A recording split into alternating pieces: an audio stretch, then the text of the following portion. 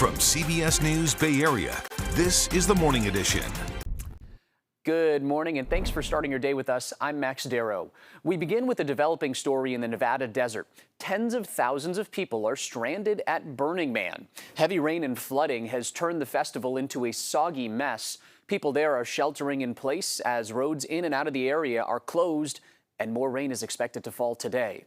According to the Pershing County Sheriff's Office, a person has died, but they have not released any more information about the circumstances.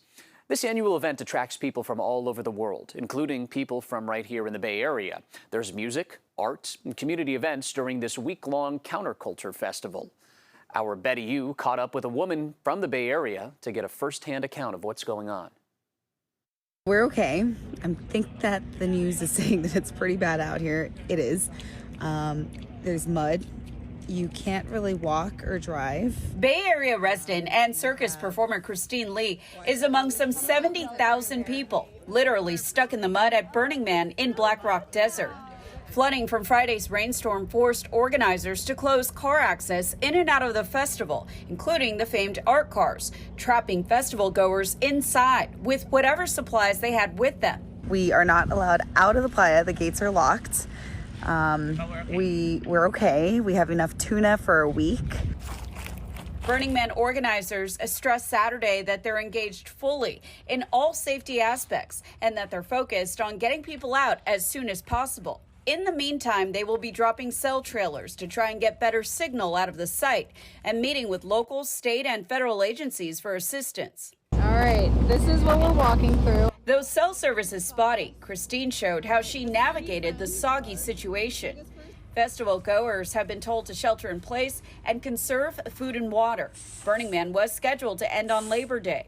DJ and producer Diplo posted that he and comedian Chris Rock were able to escape the disaster after they walked 5 miles in the mud. Oakland-based artist and business owner John Saragarte shared his view of the Empire of Dirt camp. A little concerned about the porta potty situation. There's not a lot of capacity, and the trucks are not able to get around and service us. The National Weather Service says while it's not unusual for the area to get rain in the fall, this is the first time in years the desert received a steady amount of rain in the summer.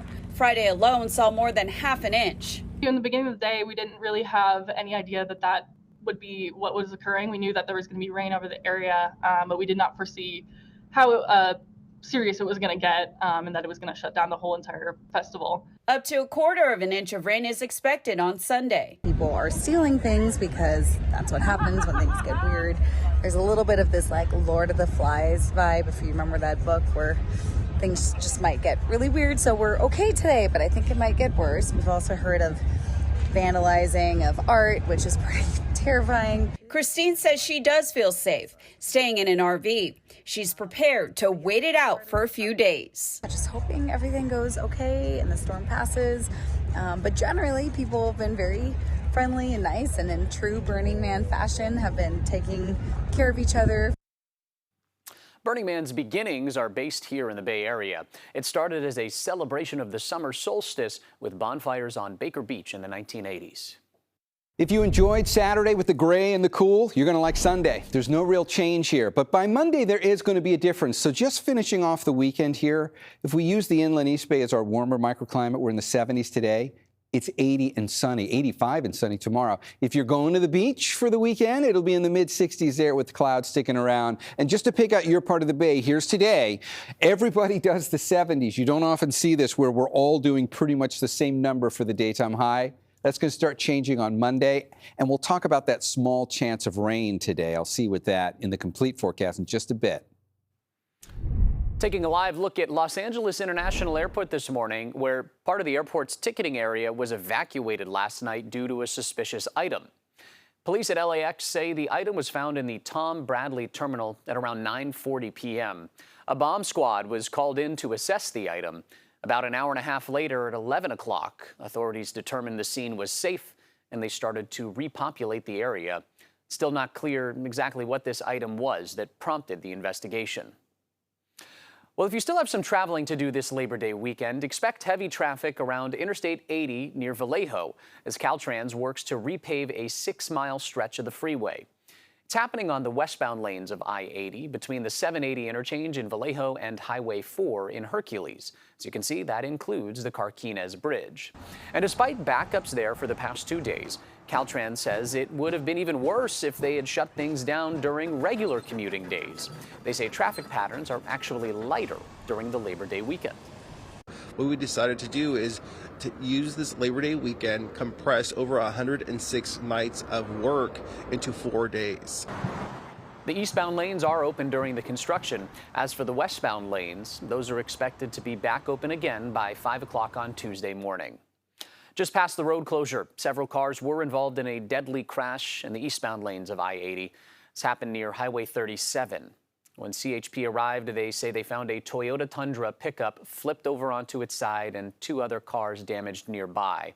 1 person died, 2 others were injured. Investigators are still looking into the cause of this crash. This morning, we're learning the 2 victims in another Oakland freeway shooting are in stable condition. It happened on westbound 580 near Seminary Avenue just after 4 o'clock yesterday afternoon. A black Chevy SUV was stopped on the right shoulder of the freeway. It appeared to have bullet holes and looked abandoned. The CHP closed off the westbound lanes of 580 for several hours to investigate. They say a car traveling in the eastbound lanes was also struck by a stray bullet, but luckily nobody was hurt. A new Total Wine & More store is open in San Francisco's Mission District. It just opened up at the site of the former Office Depot, and this is what you'll see around the perimeter of the new store. Serious fencing. The 7-foot-tall spiked fences were installed before the store's grand opening earlier this week. CBS News Bay Area contacted the store to get an exact reason for why the fencing went up, but we have not heard back yet. As Florida recovers from Hurricane Idalia, President Biden is promising the federal government's help. The president and the First Lady toured a community impacted by the hurricane on Friday. He also met with officials and saw the damage for himself, though he did not meet with Florida's Governor Ron DeSantis, who opted to volunteer elsewhere. At a time where this would have been a bipartisan partnership, politics seemed to loom. Bradley Blackburn has more. President Biden landed in Florida Saturday, days after Hurricane Idalia tore through parts of the state. Now the storm has passed, and you're dealing with what's left in its wake. And we're not going anywhere, the federal government. We're here to help the state as long as it takes. The president and First Lady toured damage in the small community of Live Oak and met with residents and officials. I want to thank the senator. Florida's Republican Senator Rick Scott joined the president, but not Governor Ron DeSantis. Instead, the Republican presidential candidate was handing out food about 75 miles away. But the president and governor spoke by phone last week. Thanks so much, sir. We appreciate it. And President Biden cleared the way for federal disaster relief funds for Florida. He said politics aren't hampering the recovery effort. No, I'm not disappointed. He may have had other reasons, but he did help us plan this. He sat with FEMA and decided where we should go, where would be the least disruption. Damage assessment and cleanup are ongoing as residents in multiple counties face what the storm left behind. Everything else was total loss. The aftermath stretches into Georgia, where the governor has also requested federal assistance. Governor DeSantis said he was concerned a presidential visit could get in the way of recovery efforts. The White House said it chose a location where power has already been restored. Tributes are up to honor the late Jimmy Buffett in front of Margaritaville in Key West, Florida. The singer died on Friday at the age of 76. A group of locals and city leaders gathered in front of the Margaritaville Cafe for a final send-off. I mean, everybody equates that song with our city. I mean, when you say Margaritaville, you're talking about the city of Key West. Jimmy always, he called Key West home. No matter wherever else he built a house or wherever he decided to reside for the moment, Key West was always home. According to a statement on Buffett's website and social media, he peacefully passed away surrounded by family, friends, music, and dogs. The cause of Buffett's death was not disclosed. Buffett popularized the beach bum soft rock with his most popular song, Margaritaville, spawning a billion-dollar empire of restaurants, resorts, and frozen drinks. The song took on a life of its own in 1977, becoming an anthem for a life of low-key fun and escapism. Other hits of his include It's 5 O'Clock Somewhere, Trip Around the Sun, and Son of a Sailor. Buffett is survived by his wife and 3 kids. That shows us once we warm up on Monday, and you'll see that in the microclimates, we're not budging. This is kind of nice if you like temperatures right at average for this time of year. We talked about the holiday weekend forecast, and just another review on that. Today is still cloudy and cool. Nobody's getting out of the 70s today, and there's a 10% chance of rain anywhere in the Bay today, which is really not impressive odds. So keep your outdoor plans. If you do get any rain, it's like a drop of rain, and it really doesn't have a big impact. Monday, for the holiday itself, if you're inland, look at that 85. So we are going to warm up for our inland valleys, but we're staying below average, and then we're staying below average for the next 7 days. Thanks for joining us today. CBS Sunday Morning with Jane Pauley is next, right here on KPIX. Local news continues on our streaming service, CBS News Bay Area. Hope you have a great Sunday.